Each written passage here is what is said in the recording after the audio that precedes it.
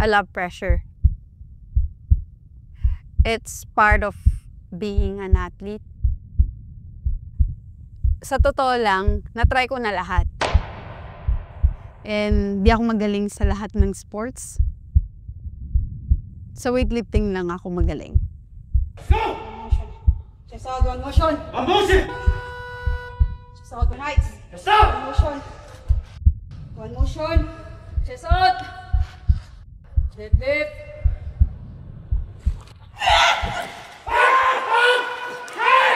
Games 金メダリストオリンピックチャンピオンフィリピン Harlene Diaz.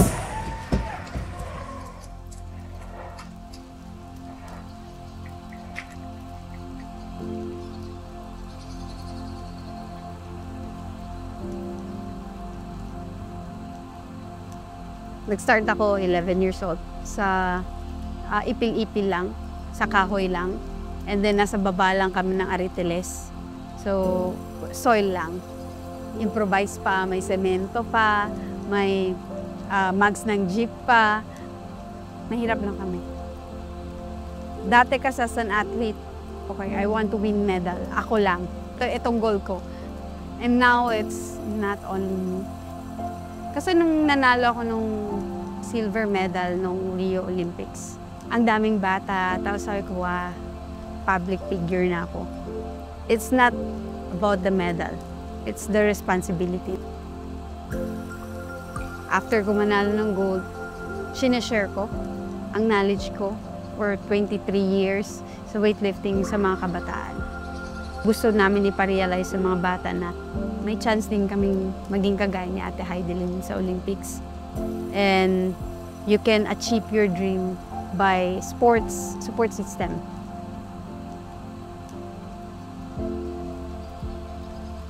Pag nanalo ka ng medal, hindi ka parating nandun sa taas. Bababa at bababa ka. And I have to earn my spot sa Paris Olympics.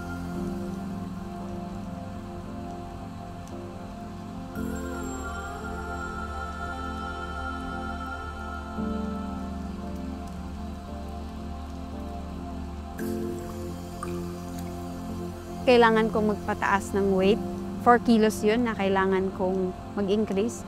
So, syempre, kailangan lumaki yung katawan, mataas yung intensity sa training para lumakas. But sadly, ang daming pinagdaanan and hindi ko nagawa. After Paris, nawalan ako ng direksyon. May mga time na ayaw mo mag-training, may mga time na parang gusto mo nang sumuko. Suddenly, na-realize ko, nandito yung mga bata, nandito ako, this is my reason, this is my purpose. Nasa Athletes Commission ako sa IWF. So, nag-focus ako as a sports leader. And naisipan namin ng asawa ko, nung time na yun, boyfriend ko, si Coach Julius, na magtayo ng academy.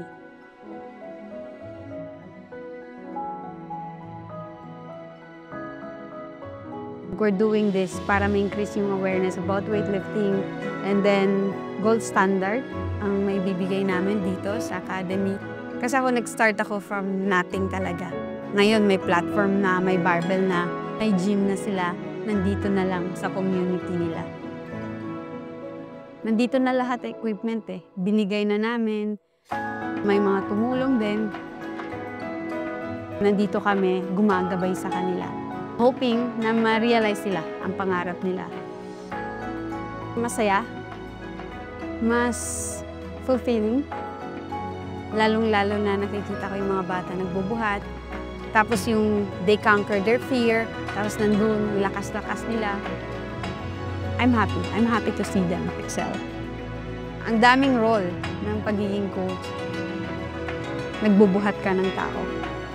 Making them realize na it's not only lifting the bar, but it's lifting themselves. Yung mga lahat ng fears and doubt na meron ka, when you're lifting, it's like, oh, kaya ko pala. Yun yung gusto namin na tumatak sa puso nila. Yun ang HD Weightlifting Academy.